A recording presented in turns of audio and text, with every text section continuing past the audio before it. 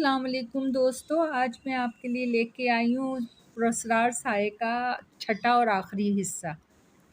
और तुम सजावल मेरे बेगैरत चचा मेरी बेबसी का तमाशा देखते रहे। इसी दौरान मैंने मेज़ पे पड़ी छुरी उठा ली और धमकी दी, अगर डीएसपी ने मुझे हाथ भी लगाने की कोशिश की तो मैं खुदकुशी कर लूँगी। मगर डीएसपी खबासत से हंसता हुआ मेरी तरफ बढ़ता रहा। इधर सजावल दरवाजे पे पिस्तौल ताने खड़ा था। इससे पहले कि चौधरी मुमताज़ मुझे दबोचता, मैंने अपनी इज़्ज़त बचाने के लिए अपने सीने में छुरी घोंप दी और चंद लम्हे तड़पने के बाद जब मैं बेहिस हरकत हो गई तो तुम दोनों ने मिलकर मेरी लाश उठाई और घर से बाहर इस गहरी खाई में फेंक दी। वो एक तरफ वाक़े खाई की सिमत इशारा करते हुए बोली और कदरे तवक्कुफ़ से बोली, मेरे कत्ल के बाद ये दोनों वहाँ से भाग गए। तुम्हारे भागने के बाद मैंने तहखाने का दरवाज़ा खोला और आसिफ को आज़ाद होकर यहाँ से निकल गया। और इस रोज़ 5 स्टार होटल के बाहर भी मैं ही से मिली थी। चौधरी मुमताज़ ने कहा, वाह वाह नरगिस, तुम तो हॉलीवुड की किसी फ़िल्म की मरकज़ी किरदार मिलना चाहे। ये क्या ज़बरदस्त परफॉर्मेंस दी है। लेकिन तुम ये सब कैसे जान गई? मैं नरगिस नहीं बल्कि किरण की रूह हूँ, इसने कहा। चौधरी मुमताज़ बरहम हो गया, बंद करो ये ड्रामा। मैं तुम्हारी इस नौटंकी से डरने वाला नहीं हूँ। और आसिफ, लॉकेट मेरी तरफ फेंक दो वरना मैं तुम दोनों को मार दूंगा। इधर वो बदस्तूर चौधरी मुमताज़ की तरफ बढ़ती रही, इसे रोको वरना गोली चला दूंगा, वो चिल्लाया। मगर वो रुके बगैर इस पर नज़रें जमाए बदस्तूर आगे बढ़ती रही।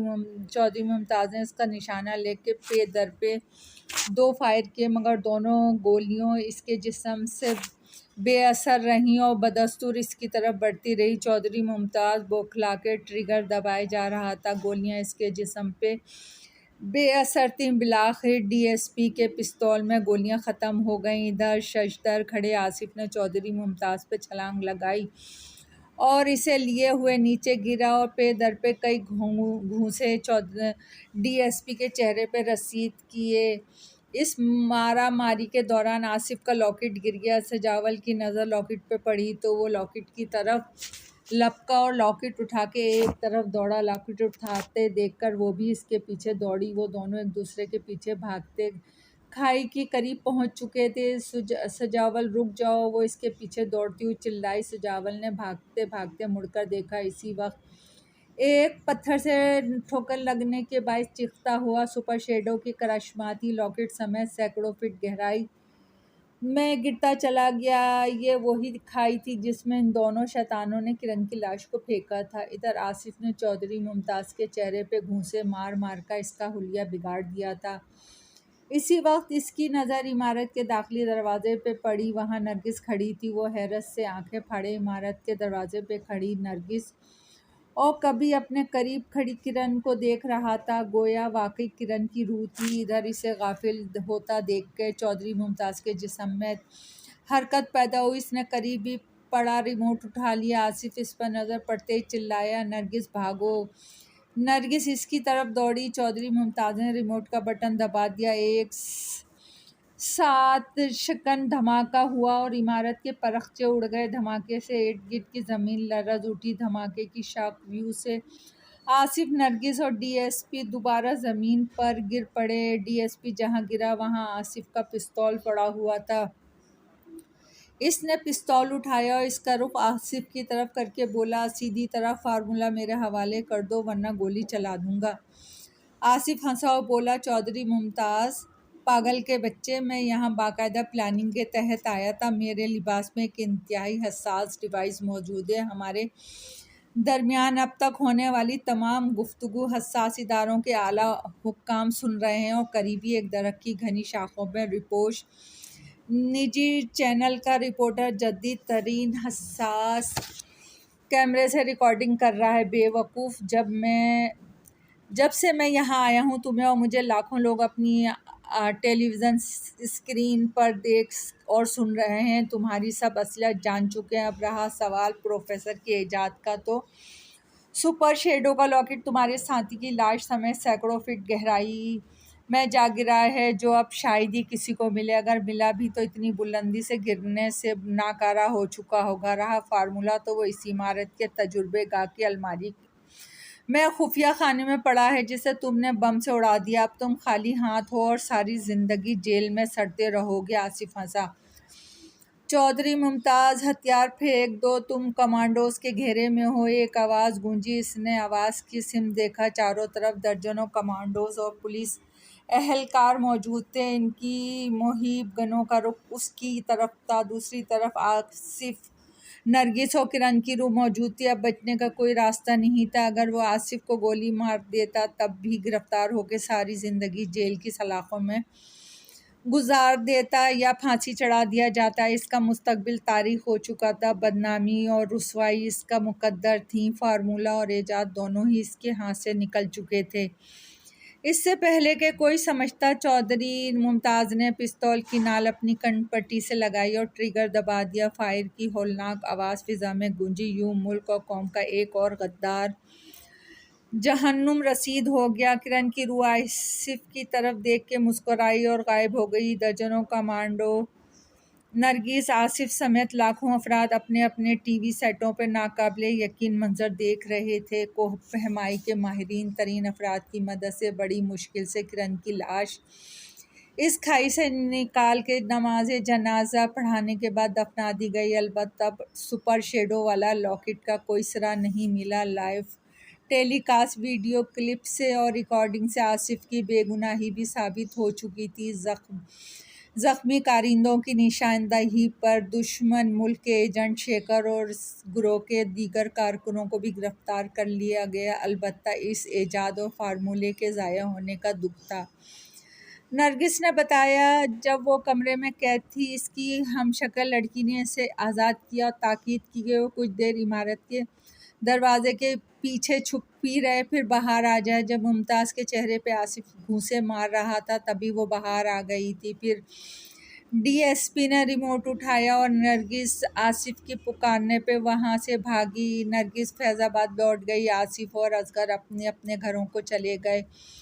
मगर कहानियाँ ख़त्म नहीं हुई। कुछ दिनों बाद आसिफ के वालिद असगर के साथ फैज़ाबाद गए। नरगिस का कोई सरपरस्त नहीं था, इसलिए असगर ने नरगिस से बात की और इसका भाई बन के आसिफ का रिश्ता मंजूर कर लिया। मगर इसके लिए आसिफ को अज़वाजी जंजीरों में जकड़ते इसकी कई शर्तें माननी पड़ी। आसिफ शादी के बाद नरगिस के साथ अस्पताल में इसका हाथ बटाने लगा। इस रोज़ भी वह अस्पताल ही में थे और शाम को घर जाने के लिए अस्पताल की सीढ़ियां उतरने लगे कि एक एम्बुलेंस हूटर बजाती हुई अस्पताल के गेट पे रुकी। एम्बुलेंस के पीछे एक पराडो थी। पराडो से निकलने वाले शख्स को देखकर आसिफ चौंक पड़ा। वो सरदार जहांगीर खान था। इसके साथ मौजूद दूसरे बूढ़े को देखकर नरगिस शशदर रह गई।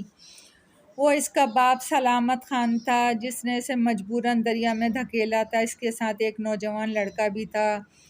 डॉक्टर, खुदा के लिए मेरे शेर खान को बचा लो, ये मेरा इकलौता वारिस है और अपने इलाके का एमपीए है। गुरूर और तकब्बुर का पैकर इस वक्त इस मामूली डॉक्टर के सामने गिड़गिड़ा रहा था जिसकी मौत का हुक्म इसने कई बरस पहले सधारा किया था। शेर खान को ऑपरेशन थिएटर में पहुंचाया गया। तेज़ रफ्तारी के बाइस शेर खान की कार लोडिंग ट्रक से जा टकराई। इस हादसे में ड्राइवर और गार्ड मौके पर ही जाँ बहक हो चुके थे, जबकि शेर खान शदीद जख्मी था। इसके जिस्म से काफ़ी मिकदार में खून बह चुका था। सर में शदीद चोटें आई थी। पसलियाँ भी टूट चुकी थी। इसकी नब्ज़ डूबती जा रही थी। इसे फौरी तौर पे खून की ज़रूरत थी। शेर खान का ब्लड ग्रुप चेक करने पर पता चला कि इसके खून का ग्रुप नायाब है और ये ग्रुप हज़ारों अफराद में से एक का होता है। शेर खान की ज़िंदगी बचाने के लिए इस नायाब खून की ज़रूरत थी। वक्त मुट्ठी से रेत की तरह मानिंद सरक रहा था और शेर खान की नब्ज़ डूबती जा रही थी। इत्तिफाक से नरगिस का खून का भी यही ग्रुप था। इसने शेर खान को खून का अतिया देने का फ़ैसला किया तो आसिफ तड़प उठा। तुम्हें क्या हो गया है? ये वही लोग हैं जिन्होंने तुम्हें जान से मारना चाहा था, लेकिन मैं मरी तो नहीं ना। आसिफ, मौत और ज़िंदगी अल्लाह के इख्तियार में है और फिर मैं एक डॉक्टर हूँ और एक डॉक्टर का फ़र्ज़ है कि अपने मरीज़ की जान बचाए, चाहे वो इसका दुश्मन ही क्यों ना हो। वो फैसला कुन लहजे में बोली। आसिफ बेबस हो गया। शेर खान नरगिस के दिए गए खून के अतिये के बदौलत बच गया और रूह सेहत होने लगा। कुछ दिनों बाद जब आसिफ और डॉक्टर राहिल इस कमरे में दाखिल हुए जिसमें शेर खान एडमिट था। शेर खान बेड पे टेक लगाए बैठा था। इसके करीब जहांगीर खान, सलामत खान और नरगिस का भाई सलीम मौजूद था।